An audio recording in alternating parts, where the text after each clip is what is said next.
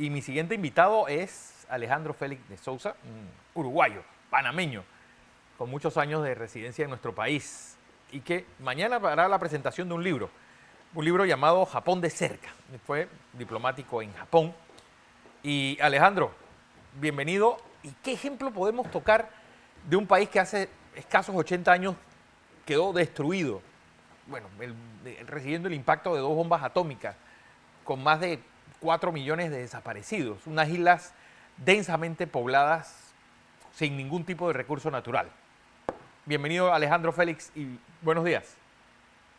Buenos días, Fernando, muchas gracias. Bueno, como siempre tú haciendo citas muy informadas y qué bueno el ángulo por el que me estás preguntando, porque definitivamente una de las cosas ejemplares que tiene esta sociedad japonesa es precisamente eso, cómo una sociedad, después de haber sido devastada por la Segunda Guerra Mundial, logra un segundo milagro económico y se convierte, bueno, prácticamente un ejemplo de texto para todos quienes Perdí tu audio, Alejandro. Eh, Mañana va a ser la presentación de este libro Japón de cerca, donde, pues, ¿cómo lo hizo? ¿Cómo hizo Japón? Hola, ¿me escuchas? Ahora sí te escucho. Ah, perfecto. Fernando, mira, agradecer la pregunta que hacías porque, bueno, definitivamente Japón se ha convertido en... Ok, ¿me escuchas Sí, ahora, sí, no, sí, no, no, Fernando? te escucho bien. Perfecto. Japón se ha convertido en un modelo, un ejemplo de cómo un país que quedó arruinado después de la Segunda Guerra logra un milagro económico, logra convertirse en una potencia, en la segunda economía del mundo en apenas 30 años que van desde el final de la Guerra Mundial hasta mediados de los 70, ¿no? Y ese ejemplo ha sido estudiado por muchos estudiosos del desarrollo económico comparado como un modelo.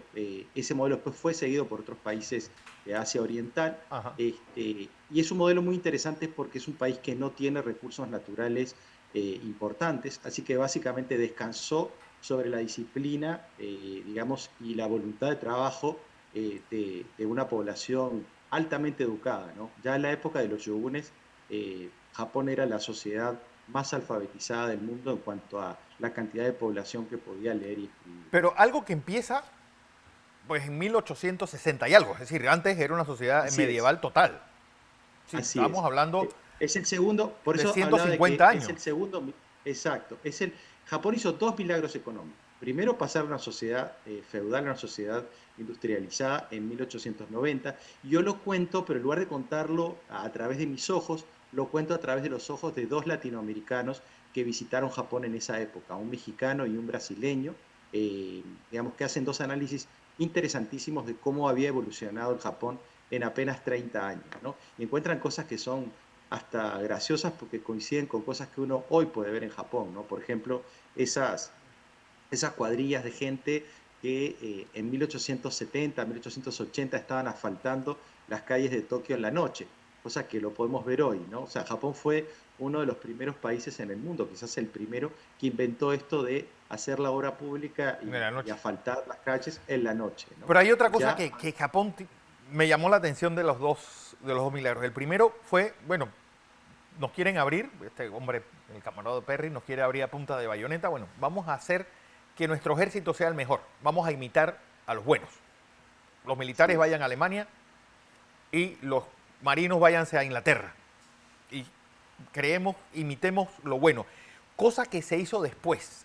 Y uno preguntará, bueno, ¿cómo fueron que estas empresas, National Panasonic, Sony, Hitachi, Toshiba, porque pues el gobierno patrocinaba la investigación y los resultados se los daba a estas empresas? Sí. Así es.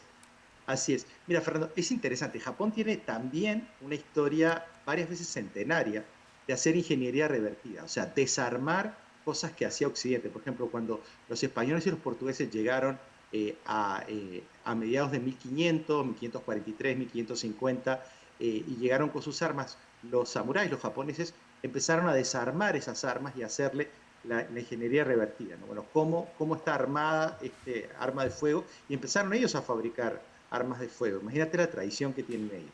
Entonces, lo mismo hicieron estas empresas japonesas en los años 40 y en los años 50 con las radios a transistores, los televisores, y empezaron a hacer, bueno, tuvieron la colonización norteamericana o la ocupación norteamericana Ajá. después de la guerra fue una ocupación muy benigna, ¿no?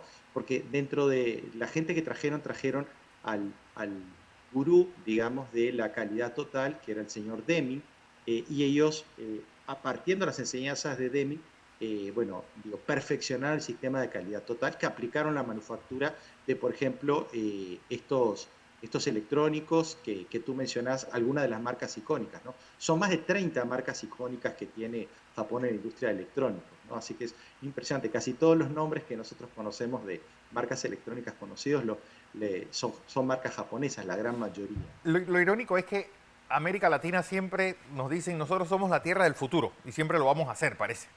Nunca terminamos de tener un presente. ¿Qué nos Sí, falta? bueno, Es decir, para dar ese paso y que Brasil, el, México, eh, Argentina, ¿sabes? Puedan yo servir creo de que una, locomotora para el resto del subcontinente. Sí, excelente lo que estás preguntando, Fernando, porque al final cuando uno lee el libro dice, bueno, digamos, ahí en el libro nos cuenta un poco las claves de cómo esa sociedad logra hacer esos dos milagros, ¿no? que hablábamos, ¿no? Y una clave fundamental es algo que ya lo sabemos y lo hablamos mucho, es la educación. Claro. En el año 93, yo estoy escribiendo un ensayo sobre eso. El Banco Mundial hizo quizás el estudio más icónico, más importante de la historia del desarrollo económico comparado, que se llama el milagro asiático, ¿no?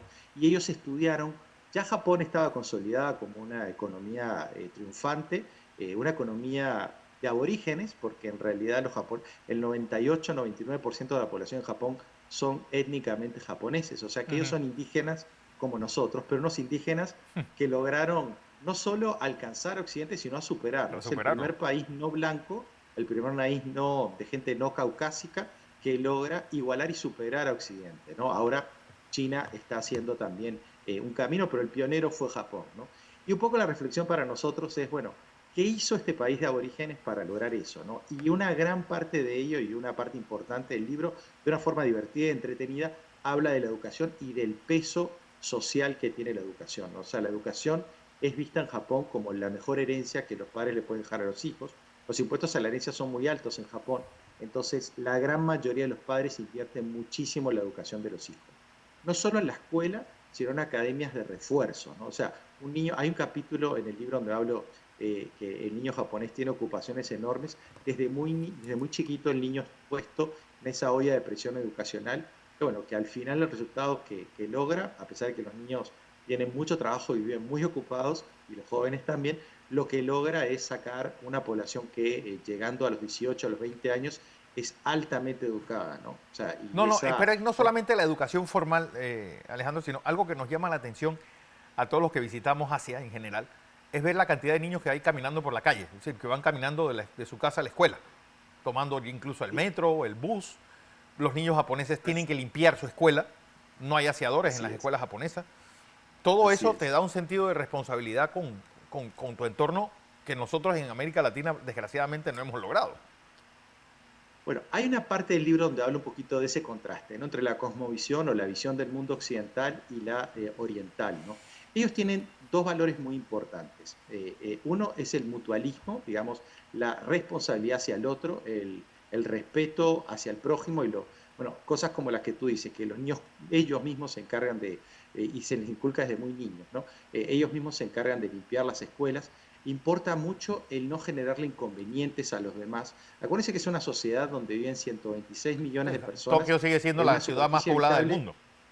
exacto, más densamente poblada del mundo, en una superficie que es como nuestro país, Panamá, ¿no? O sea, que imagínense qué haríamos en Panamá si en la superficie de Panamá tuviera que soportar una población de 126 millones de personas, cada uno pensando egoístamente en sí mismo y no pensando que sus acciones impactan negativamente en el otro, ¿no? Entonces, Claro. eso Japón ha hecho que tiene un repertorio o un punto de arranque muy fuerte y muy preparado para convertirse en una sociedad altamente competitiva, ¿no? Y es por la educación tanto formal como por la educación que reciben en casa. O sea, el japonés desde que nace prácticamente se le enseña muy fuertemente la disciplina social, ¿no? El funcionar en equipo, ¿no? Y lo ves, es una sociedad como muchas de las sociedades orientales en que se gana en equipo. Esto que tú dices, por ejemplo, de que los niños pueden andar por la calle con seguridad, bueno, son sociedades que tienen bajas tasas de natalidad, y los niños son considerados un regalo divino, ¿no? Entonces realmente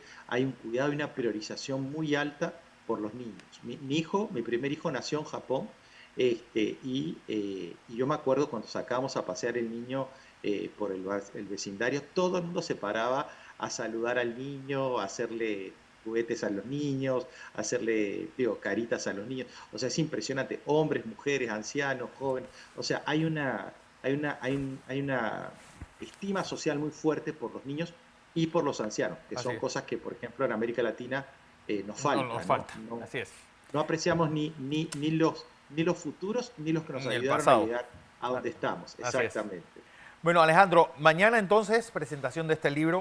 Un Sí. libro, Ojalá que puedas sí, por acompañarnos, supuesto. Fernando. La verdad que hay muy pocos libros escritos sobre español por hispanoamericanos. Realmente es una novedad editorial y estoy muy contento que sea en Panamá donde estemos produciendo este material. Así es. Alejandro Félix de Sousa, ex diplomático, un consultor y desarrollador de negocios.